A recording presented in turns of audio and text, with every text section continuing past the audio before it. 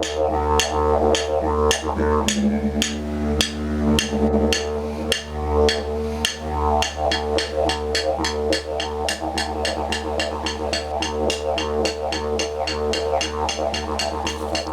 how you going, you people?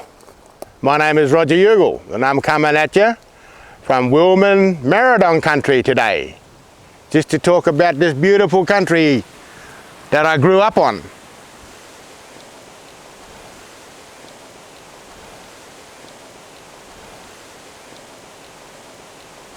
I walked in here about half an hour ago, and it felt like I was going back in time. My ancestors. Right now I can feel them here, sitting with me, wondering what we're doing here. I used to come here when I was a kid, getting bush tucker. And down the river here, where I used to get turtle eggs when I was a little fella, 3 or 4 year old, and go back to the camp and cook them with my old auntie. Now, just to the west of me here, they're mining. I just wish more people of my kind was here. This is what happens when these mining companies come along and destroy significant places that are very, very important to Aboriginal people, Noongar people. I came here a few weeks ago and I walked around here and I found evidence of people living here, inhabitants. A waterhole just down here that would have been flowing or full of water in wintertime. Scar trees. But that's going to be all taken away from us. Coming back here, just sitting here now. You can feel the presence of someone here. It might be quiet, no birds are singing because they're listening. They're wondering what I'm doing here. Well, I'm here to save this country, save this bush. A couple of years ago when I drove past here, I was devastated to see what South 32 was doing to my country. I nearly ran off the bloody road. So I had to pull over, and I was that angry, tears started rolling. I just felt so distressed, heartbroken. Anger. Who gives these people the right to do this? To destroy something that means a lot to us Aboriginal Noongar people? This is our country. And yet we got no say for it. And they drove us off the land, they put us on reserves, then they put us near town, not in town, near town. On the outskirts. Now you live on the outskirts, we don't want you in town. Then they drove us off the country, put us in the city. What for? To do what they're doing now, to destroy the land. So we have no part, no say in what is going on. Well, that's all going to stop. I've had enough. I don't know about you other people, but I'm speaking for myself, my family and my children, my grandchildren. You cannot keep doing what you're doing. Greed is a disease. I went to a meeting last year, AGM, South 32. Thank you so much for joining us for South 32's annual general meeting. I would like to acknowledge the traditional owners of the lands on which we meet, the Whadjuk people of the Noongar Nation, and pay my respects to the elders past and present of the lands on which we're located today, and of course the lands on which South 32 conducts its business around the world.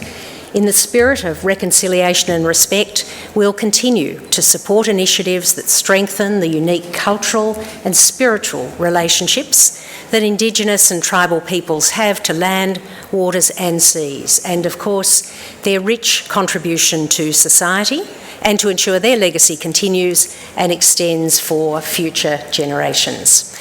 I got up and I asked a question. How does your company engage with the Aboriginal communities to ensure their rights, knowledge, concerns are respected in your water extraction practices, and the steps you do take to prevent negative impacts on their traditional lands and water sources? What is your definition of free, prior and informed consent? Because we have not given it. Would you like to just elaborate a little and tell me where specifically you're talking about, or do you talking just about want your Boddington okay. bauxite mine. Thank you, that's helpful. Graham, do you want to just talk specifically about the Boddington issue?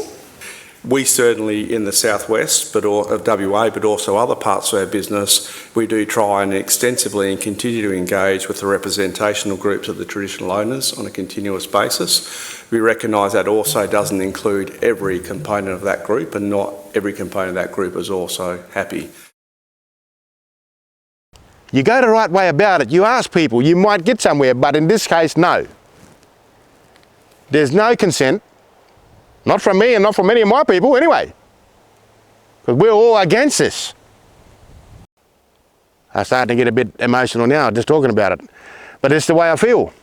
No one absolutely cares about what us Noongar people say. No more. And that's Aboriginal right across Australia. And that's the major issue in this place. The degrading of Aboriginal history, policy, everything, right across the board.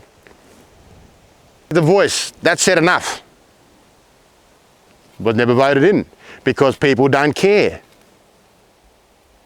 That was the biggest shambles that was heartbreaking. That really destroyed the thoughts, you had for your fellow countrymen. And, you grow up with non-Indigenous people, and you think, oh yes, because their pain and suffering still continues today, we're going to help these fellas. Well, no, you didn't. Sometimes it's hard to talk to people that say, oh, especially when you grew up with them, and you show them a little bit about your Noongar culture, Aboriginal culture, and you meet them some 20 years later or so, and they still don't understand the pain, suffering, and ignorance that we endured and still enduring today as a people. You write it on a piece of paper these days, what they do, they chuck it in the bin. What's a handshake? Nothing. You can still go wash your hands. There's nothing. It means nothing to anyone. And it's a shock to me, and it's very disappointing. I'm going to put this straight out, that racism is alive and well in Australia. It is.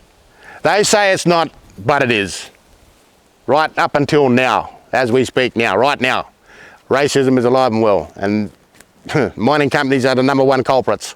The government is the #1 culprits. I grew up with a lot of white friends when I was young. Some understood what it was to be like to be a Noongar. Others just went, oh no, you're black. Racism is taught. Racism is taught, and it's taught from parents. That's why we got nothing now. That's why they're mining this country. Racism. That's what it comes down to. When the colonisers first discovered Australia, after we was here, we were here first. Then we got these people coming along in these big ships, big tall ships. Fair skin. We thought that was ghosts. We helped in find places, then they named it after white people, which in Aboriginal terms was not recognised. These missionaries come along. You know what happened? They came with the Bible. And somehow we ended up with the Bible and they ended up with the land. How you get that? One of the grandparents living on a vacant land that was theirs. My old granny was sweeping it with a bush broom. She came across this black mineral. She didn't know what it was. She thought it was just more dirt. So she kept sweeping and the area got bigger. Anyway, one of the bosses that the husband old grandfather was working for, they showed him. He told someone. So they went there. They said, how much do you want for this? They didn't explain what it was and how valuable it was. I said, how much do you want for this? I said, what are you talking about? They said, we want to buy this land off you here. How much? And what do you want? A couple of pounds, 2 flagons and a couple of pouches of tobacco. Unbelievable, isn't it? Now what it's worth? Billions. Billions of dollars. But I'm not here to talk about the money. I'm just talking about how they can manipulate people. This is what mining companies do, manipulate. Why? Greed. It's just greed. Reese, Tanya, start listening to us. Start listening to us. The people who lived and cared for this land. We still want to care for this land. We don't want you to destroy it. But you are. Every minute, every second of the day, you're destroying it. It's not right. It's not right. You don't listen. When it's all gone, no life, no water, no life, nothing. All gone, plants, animals, everything gone. Don't say, oh, we should have listened to that Noongar fella when he told us. Start listening to us. Start listening to all Aboriginal people across Australia. When we're asking you, telling you, some cases we beg you, don't destroy that piece of land, that bush, that forest. What do you do? Ignore us. Oh, you're crazy, you don't know what you're talking about. We do know what we're talking about. The saying goes, Aboriginal people own the country, is correct. But also, the country owns us.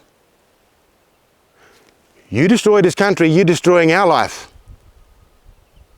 Anyone who messes with country, you destroy your life.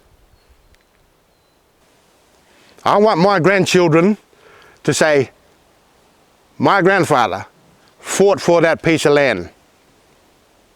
He stood up to these mining companies and said, no, you're not destroying our country no more. You go to school, you listen to what that white person telling you. When you start understanding what they mean, when you're old enough, you beat them with their own words. With the education you get, you beat them.